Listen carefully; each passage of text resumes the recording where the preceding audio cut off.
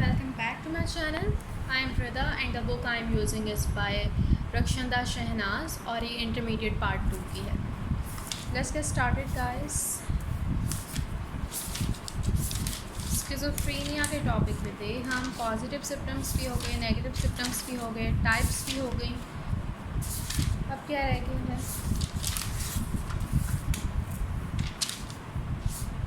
Causes of schizophrenia.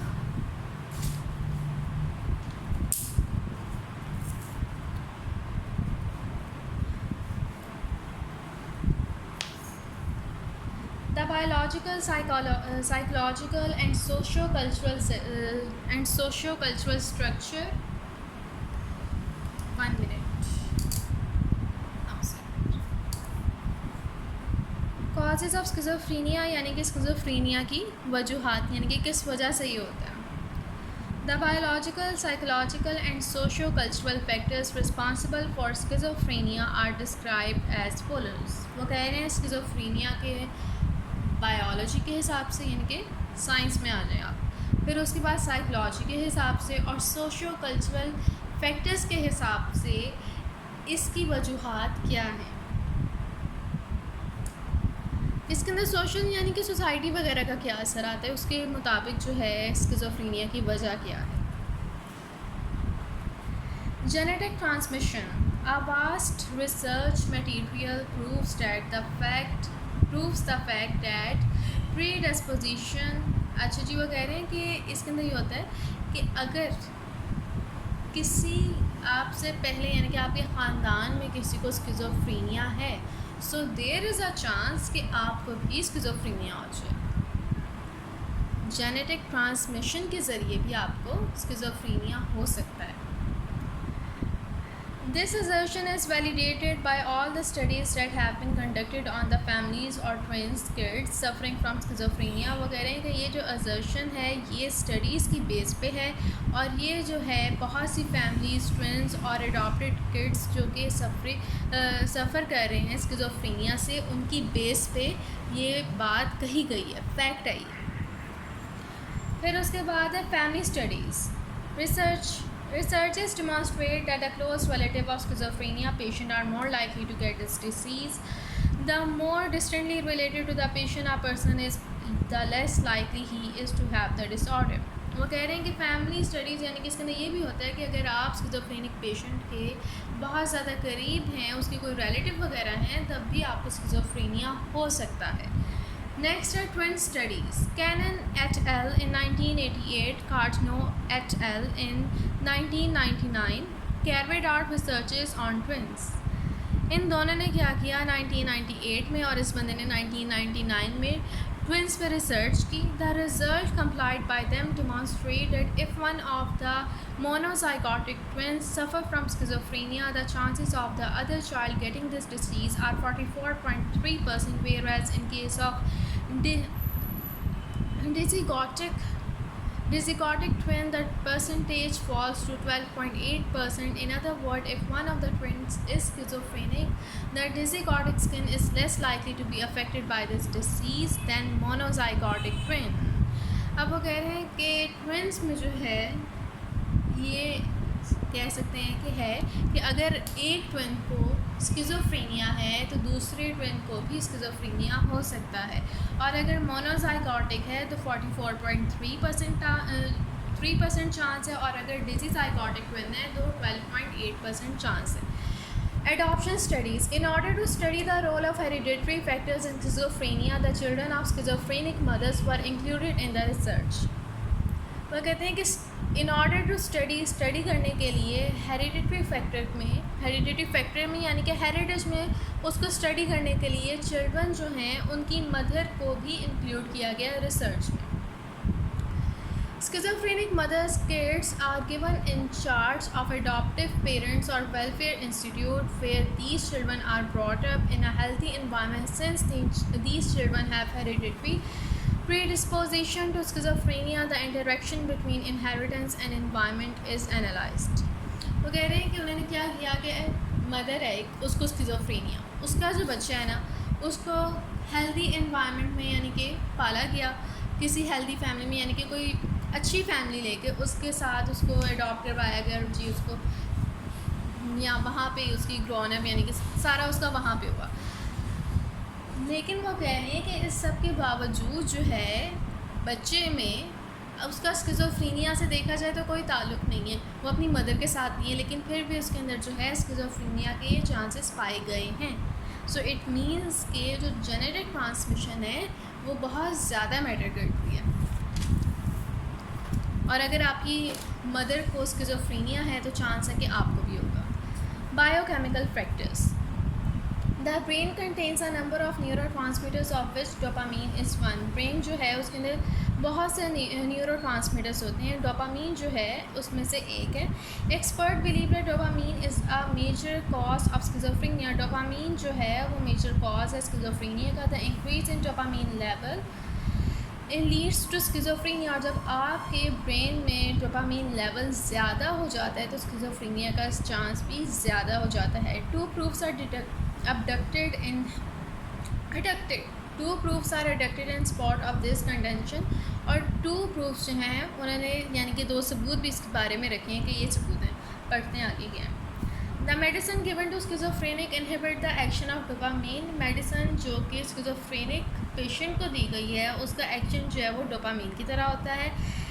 The brain analyst of schizophrenic indicate that the dopamine production has increased in their brain. और जिनको schizophrenia होता है उनके brain analysis से पता चला है कि उनके अंदर जो डोपामीन प्रोडक्शन है वो ज़्यादा होती है। Psychosocial factors. Schizophrenic can not face bitter realities of life. Schizophrenic patient जो हैं वो जो ज़िंदगी की रियलिटीज़ हैं उनको फेस नहीं कर पाते। क्यों नहीं कर पाते? क्योंकि बेसिकली वो हेलुसिनेशन और डिल्यूशन में रह रहे होते हैं। So they adopt various strategies to minimize bitterness. तो वो जो है नए नए तरीके निकालते हैं, उनमें से एक ये है कि वो अपनी ही दुनिया में रहते हैं, इमेजिनेशन में रहते हैं। Which adds to their problem further. लेकिन ये क्या करता है, इससे उनकी प्रॉब्लम्स में और ज़्यादा इजाफा हो जाता है, वो मज़ीद पागल हो जाते हैं। सच द फॉलोइंग फैक्टर में आल्सो कॉज स्किज़ोफ्रेनिया। तो ये जो नीचे फैक्टर्स बयान किए गए हैं ये भी स्किज़ोफ्रेनिया की वजह बन सकते हैं। Early psychic trauma. If the child has to face a severe trauma in early years. अगर एक बच्चा जो है वो अपनी अर्ली ईयर्स में यानी कि उसको बचपन में कोई कहने की सिवियर ट्रामा, कोई सिवियर हादसा हुआ उसके साथ, it can not deal with effectively और वो उससे सही तरह डील नहीं कर पा रहा। The effect of this trauma, तो वो इफ़ेक्ट इस ट्रामा का यानी कि उसके ऊपर इतना ज़्यादा होता है कि वो उसके फ्यूचर पे भी असर कर जाता है। The condition and severity of the trauma place an important role in this regard. तो उसकी जो कंडीशन होती है और उस ट्रामा के जो असर होता है उसकी सिवियरिटी जितनी ज़्यादा होगी उतना ही असर उसकी ज़ात पे, उसकी शख्सियत पे ज़्यादा होगा। और अगर ज़्यादा है तो वो स्किज़ोफ्रेनिया और दूसरी भी दिमागी बीमारियां जो हैं उस तरफ वो जा सकता है। Pathogenic interaction. The relationship between schizophrenics parents is always a strained one. Quarrels, separation, divorce and inflexible behavior have often been observed among such parents. वो कहते हैं स्किज़ोफ्रेनिक पेरेंट्स जो होते हैं उनका रिलेशनशिप आपस में जो होता है वो ज़्यादा कोई अच्छा नहीं, तो ऑब्वियसली सी बात है उनमें क्वाल्स यानी कि लड़ाइयाँ, झगड़े और सेपरेशन यानी कि तलाक वगैरह, इनफ्लेक्सिबल बिहेवियर और आपस में बिल्कुल भी एक दूसरे के साथ फ्लेक्सिबल ना होना उनका बिहेवियर, यानी कि अगर किसी ने कोई गलती कर दी है तो उसको छोड़ना नहीं, उसके पीछे ही पड़ जाना है। तो ये सारा जो बिहेवियर है ये स्किज़ोफ्रेनिक पेरेंट्स में देखा गया है। This sort relationship leads the child to have a sense of insecurity. तो उनका जो बच्चा होता है उसके अंदर क्या होता है, उसके अंदर सेंस ऑफ इनसिक्योरिटी आ जाती है। Furthermore, the training of children is also adversely affected। और चिल्ड्रन की जो परवरिश होती है वो इससे बहुत ज़्यादा इफ़ेक्ट होती है, बहुत ज़्यादा नेगेटिव असर होता है। Inappropriate attitude. If the family suffer from economic insecurity, boys are given preferential treatment and girls are ignored, the mother is degraded, the mother incites children against the father, vice versa, sibling lack intimacy, family members show contradictory behavior, higher values are not held in great regard, parents practice double standard, all these factors create problem for the individual। अच्छा, इसके अंदर basically जो बात की गई है वो ये है कि अगर पेरेंट्स जो हैं इकनॉमिकल यानी कि सही नहीं है उनकी, यानी कि फाइनेंशियली स्टेबल नहीं है, तो क्या होगा, इकनॉमिकल इनसिक्योरिटी। अच्छा, इकनॉमिकल इनसिक्योरिटी में ये पैसों वाला हिस्सा नहीं है अभी, वो इस तरह बात करें कि उनको बराबर नहीं ट्रीट किया जाता। जो गर्ल्स हैं उनको इग्नोर किया जाता है, बॉयज़ को प्रेफर किया जाता है, मदर को डिग्रेड किया जाता है, और आगे से मदर क्या करती है, बच्चों को फादर के खिलाफ भड़काती है। और फिर सिबलिंग्स जो हैं उनमें कोई प्यार मोहब्बत नहीं होता। फैमिली मेम्बर जो हैं वो बाहर से दिखाते हैं कि बहुत हम अच्छी हैप्पी सी फैमिली है, लेकिन अंदर से वो ऐसे नहीं होते। यानी कि डिप्लोमेसी की तरफ उनकी फैमिली काफ़ी ज़्यादा होती है। तो वो भी जो है, ये तमाम फैक्टर्स जो हैं ये भी इंडिविजुअल के लिए प्रॉब्लम्स क्रिएट करते हैं। फिर उसके बाद है social role problems. Schizophrenia can not perform their social roles. अच्छा जी, स्किज़ोफ्रेनिक जो होते हैं क्योंकि वो हेलुसिनेशन डिल्यूजन में रहते हैं, और उनकी हेलुसिनेशन और डिल्यूजन कुछ इस तरह की होती है कि सारे लोग जो है ना उनके दुश्मन हैं, उनके ख़िलाफ़ हैं। तो बेसिकली क्या होता है, जो उनकी सोशल लाइफ होती है वो तबाह हो जाती है, क्योंकि वो किसी से घुलना मिलना पसंद ही नहीं करते। उनको लगता है वो उनके दुश्मन है। They can not understand other problem, वो दूसरों की प्रॉब्लम्स को नहीं समझते। उनका बिहेवियर बहुत ही ज़्यादा इनफ्लेक्सिबल होता है। All these factors increase in their problem. इसके एग्जांपल आप ये लें कि आप किसी कह लें कि पार्टी में गए हैं, वहाँ पे आपके किसी फ्रेंड से आप ऊपर पानी गिर जाता है, तो आप कहेंगे चलो कोई बात नहीं, ठीक है, हंस के टाल देंगे उसको, कोई एक आध आप कहेंगे टॉन कर देंगे, लेकिन वहीं पे बात ख़त्म हो जाएगी। लेकिन चूँकि स्किज़ोफ्रेनिक पेशेंट जो है वो सबको अपना दुश्मन मानता है, वो समझता है कि सब उसके खिलाफ़ हैं, कॉन्स्पिरेसी थ्योरी सारे उसके खिलाफ़ कर रहे हैं, तो फिर क्या होगा, वो जो है एक छोटी सी बात को बहुत ज़्यादा बड़ा बना लेगा, और वो उसको अपनी डिल्यूजन में, हेलुसिनेशन में इतना बड़ा बना लेगा कि वो ऐसे लगेगा जैसे उसको कत्ल करने की कोशिश की है उसके दोस्त ने। तो उससे क्या होगा कि अपने सोशल रोल को सही तरीके से निभा नहीं पाएगा। इसलिए उन्होंने कहा है कि सोशल रोल प्रॉब्लम्स, स्किज़ोफ्रेनिक जो हैं वो सोशल रोल जो हैं वो सही तरीके से नहीं कर सकते, और ना ही वो दूसरों की मसाइल को, उनकी प्रॉब्लम्स को समझ सकते हैं। फिर है fault learning. Fault learning can also cause mental disorder. Fault learning जो है मेंटल डिसऑर्डर का बायस बन सकता है। When the individual fails to adopt to various condition he suffers from maladjustment. अब इंडिविजुअल जो है वो अगर कभी देखें, कंडीशंस जो हैं वो चेंज होती रहती हैं हमारी लाइफ में, कभी आप अप होते हैं, कभी डाउन होते हैं, कभी बस ठीक होते हैं। लेकिन जो स्किज़ोफ्रेनिक पेशेंट होता है वो अप एंड डाउन जो है ना उसको अच्छी तरह अडॉप्ट नहीं करता। कोई भी चेंज आएगा उसको अच्छी तरह अडॉप्ट नहीं करेगा, तो उससे क्या होगा, मैल एडजस्टमेंट होगी। यानी कि मैल कहते हैं बैड को, मैल एडजस्टमेंट यानी कि bad adjustment. He attaches improper and impossible expectation to the society and people, hence it proves a failure। तो उससे क्या होता है, वो सोसाइटी की नज़र में बिल्कुल ही इम्पॉसिबल और इम्प्रॉपर होता है, जिससे वो सोसाइटी से दूर होता जाता है, और वो सोसाइटी की नज़र में एक फेलियर बन जाता है, और वो ऐसा फील करता है, और फिर वो आहिस्ता आहिस्ता डिप्रेशन और फिर उसके बाद मज़ीद दिमागी बीमारियों का शिकार होता जाता है। Other psychological problems. Freud believes that unpleasant incident occurring between the mother and the child may be a cause of mental disorder. Freud का ये मानना था कि मदर और चाइल्ड के दरमियान अगर कुछ इंसिडेंट्स हो रहे हैं, यानी कि उन दोनों की आपस में नहीं बन रही, तो वो भी मेंटल डिसऑर्डर की वजह बन सकता है।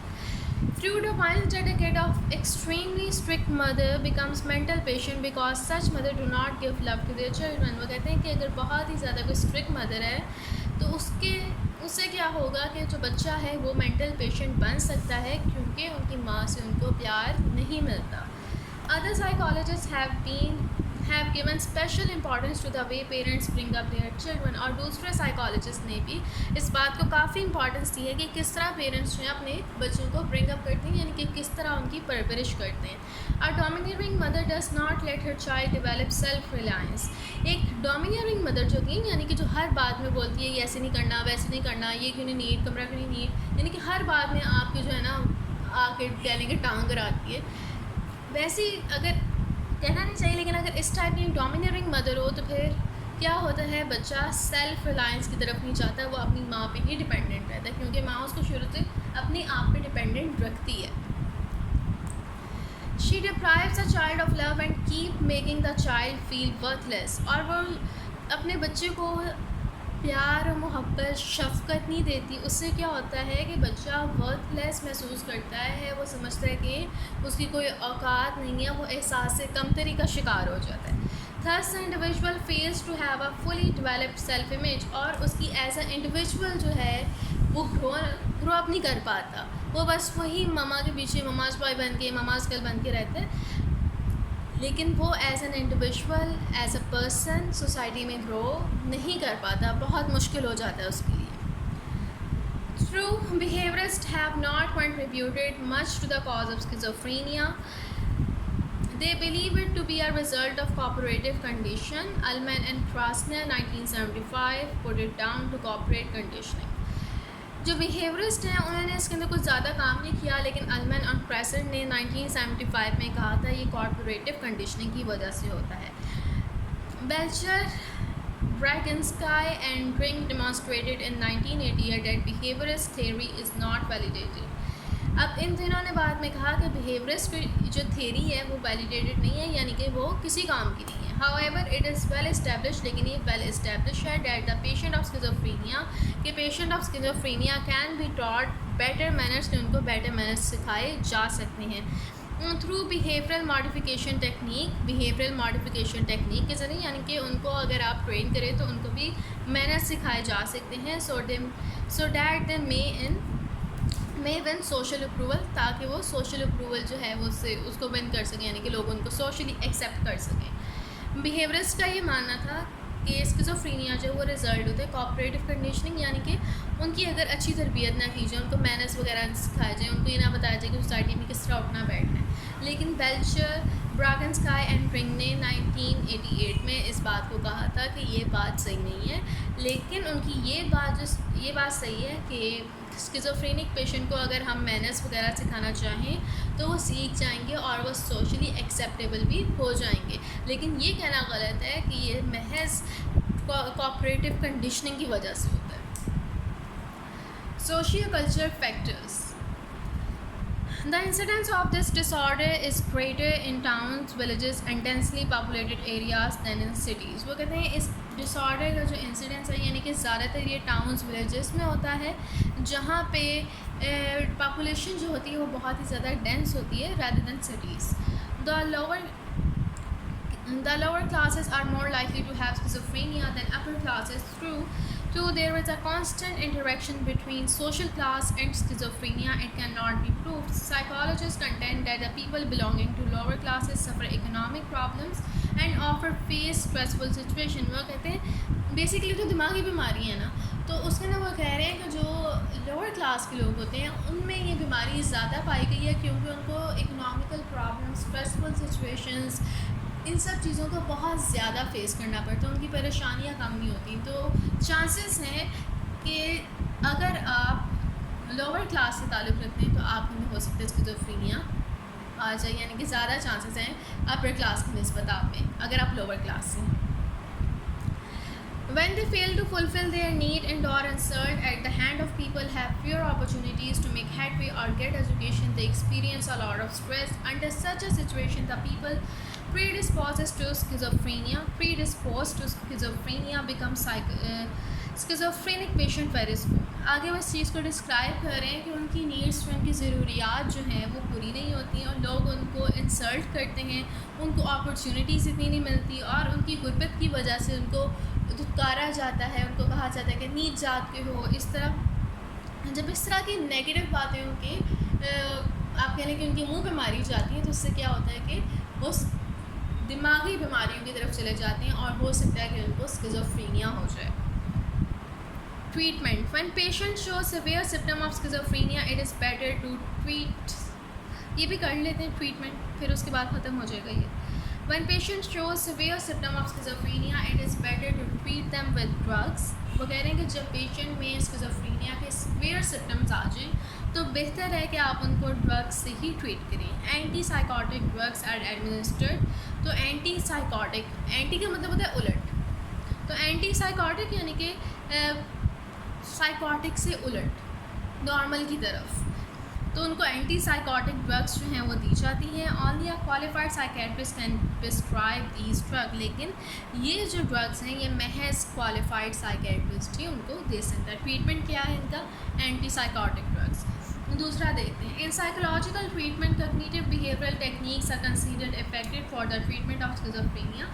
साइकोलॉजिकल ट्रीटमेंट में कॉग्निटिव बिहेवियरल टेक्निक जो है उसको इफ़ेक्टिव यानी कि अच्छा समझा जाता है, यानी कि इफ़ेक्ट होता है इसका इफ़ेक्टिव के लिए कह लें कि रिलायबल समझा जाता है इसको स्किज़ोफ्रेनिया के ट्रीटमेंट के लिए। पहला है एंटी साइकोटिक ड्रग्स, इसका इलाज है। फिर उसके बाद है कॉग्निटिव बिहेवियरल टेक्निक जो है उसका इलाज है। आगे है in behaviour therapy different behaviour modification technique are employed in accordance with the patient condition. Behaviour therapy में क्या होता है? डिफरेंट बिहेवियर मॉडिफिकेशन टेक्निक जो हैं वो एम्प्लॉय की जाती हैं पेशेंट की कंडीशन को बेहतर करने के लिए, और पेशेंट जो है उसको सोशल एटिकेट्स वगैरह सिखाए जाते हैं थ्रू पॉजिटिव और नेगेटिव रीइंफोर्समेंट, पॉजिटिव और नेगेटिव रीइंफोर्समेंट दोनों के ज़रिए। साइकोसर्जरी और इलेक्ट्रोकन्वल्सिव थेरेपी में भी employed in serious cases. Psychosurgery और उसके अलावा इलेक्ट्रो यानी कि सर्जरी, यहाँ पर इलेक्ट्रोकन्वल्सिव थेरेपी यानी कि इलेक्ट्रिक शॉक लगा के भी सीरियस केसेस में उनको ट्रीट किया जा सकता है। सबसे ख़तरनाक उन्होंने सबसे एंड पे लिखा है। सो गाइस, यहाँ पे स्किज़ोफ्रेनिया का टॉपिक आज ख़त्म होता है। एक दफ़ा दोबारा देख लेते हैं। कॉजेज़ ऑफ स्किज़ोफ्रेनिया में जेनेटिक ट्रांसमिशन, यानी कि अगर आपके ख़ानदान में पहले भी किसी को है तो आपको भी हो सकता है। फिर उसके बाद फैमिली स्टडीज़, यानी कि फैमिली अगर आप उसके किसी करीबी रिलेटिव में आते हैं तो आपको भी हो सकता है। फिर उसके बाद ट्विन्स वगैरह, अगर आपके ट्विन भाई को है तो आपको भी हो सकता है। फिर उसके बाद है एडॉप्शन स्टडीज़, यानी कि चाहे एडॉप्ट कर लिए गए हैं या जो भी है, लेकिन ये अगर आपकी जो बायोलॉजिकल फैमिली है, बायोलॉजिकल मदर अगर उसको है तो फिर आपको भी स्किज़ोफ्रेनिया हो सकता है। फिर बायोकेमिकल फैक्टर है, उसके उन्होंने बताया कि जिसके अंदर 2 प्रूफ थे। न्यूरोट्रांसमीटर, अच्छा डोपामीन वाला बायोकेमिकल फैक्टर में ये है कि डोपामीन जो है वो स्किज़ोफ्रेनिया के पेशेंट में ज़्यादा पाया जाता है। अगर डोपामीन जो है उसकी आप कह लें कि प्रोडक्शन ज़्यादा हो रही है दैन स्किज़ोफ्रेनिया कैन अकर। फिर उसके बाद है साइकोसोशल फैक्टर। साइकोसोशल फैक्टर में ये है कि अगर उनको सोशली एक्सेप्ट ना किया जाए तो फिर क्या होगा कि वो नेगेटिविटी की तरफ चले जाएंगे और वहाँ से जाते जाते वो दिमागी बीमारियों की तरफ चले जाएंगे। और यहाँ पे उन्होंने उसकी 3 बातें बताई हैं कि अर्ली साइकिक ट्रॉमा, यानी कि बचपन में कुछ हुआ हो। पैथोजेनिक इंटरेक्शन, यानी कि अगर पेरेंट्स में लड़ाइयाँ झगड़े वगैरह हैं तो फिर भी आपको ये बीमारी हो सकती है। इनअप्रोप्रिएट एटीट्यूड, और अगर आपको सोसाइटी जो है वो इक्वल नहीं समझती या आपको बहुत बुरा भला कहती है, आपके बारे में कमेंट्स अच्छे नहीं करते, then you can go in the box of schizophrenia. फिर उसके बाद है सोशल रोल प्रॉब्लम्स। फिर उसके बाद है कि अगर आप सोशल रोल अपना अच्छी तरह अदा नहीं करते फिर भी आपको स्किज़ोफ्रेनिया हो सकता है। फॉल्ट लर्निंग, यानी कि अगर सही तरह fault learning can also cause. Fault learning में क्या आता है कि अगर इंडिविजुअल जो है चीज़ों को नहीं सीखता, अपने कह लें कि सराउंडिंग को अडॉप्ट नहीं करता, तो उससे क्या होता है कि वो मैल एडजस्टमेंट की तरफ चला जाता है। मैल एडजस्टमेंट की तरफ जाता है दैन ये उससे क्या मैल एडजस्टमेंट की तरफ जाएगा तो लोग एक्सेप्ट नहीं करेंगे, नेगेटिव व्यूज़ देंगे उसको, नेगेटिव कमेंट्स करेंगे उसके बारे में। उससे क्या होगा कि वो दिमागी बीमारी की तरफ यानी कि स्किज़ोफ्रेनिया की तरफ चला जाएगा। देन है अदर साइकोलॉजिकल प्रॉब्लम में ये था कि अगर आपकी मदर को है तो आपकी भी चांसेस है। बिहेवियरिस्ट ने कहा था कि ये कोऑपरेटिव कंडीशनिंग की वजह से है, लेकिन साइकोलॉजिस्ट ने कहा था कि ये सही बात नहीं है। उन्होंने कहा था लेकिन इस तरह हो सकता है कि जो स्किज़ोफ्रेनिक पेशेंट हैं अगर हम उनको कंडीशनिंग करें, उनको सिखाएं मैनर्स, तो वो सीख जाएंगे, ये हो सकता है। फिर उसके बाद सोशियो कल्चरल फैक्टर्स, यानी कि जो लोअर क्लास के पीपल हैं हमारी सोसाइटी में, उनको बहुत सी चीज़ों को फेस करना पड़ता है। तो उससे क्या होता है कि जो वीक पीपल होते हैं या उसको फेस नहीं कर पाते ज़्यादा अच्छी तरह, तो वो स्किज़ोफ्रेनिया या इस तरह की दूसरी बीमारियों का शिकार हो जाते हैं। और यहाँ पे ये ख़त्म हो गया, आगे ट्रीटमेंट है।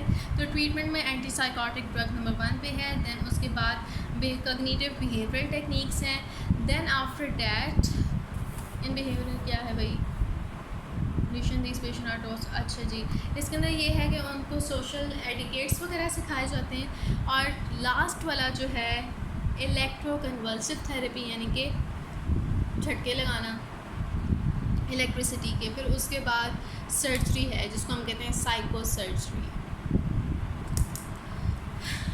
आई होप गाइस कि आप लोगों को ये समझ आया होगा और मैं आप लोगों के लिए हेल्पफुल रही होंगी। And if I was helpful to you, so like, share and subscribe my channel. Allah Hafiz.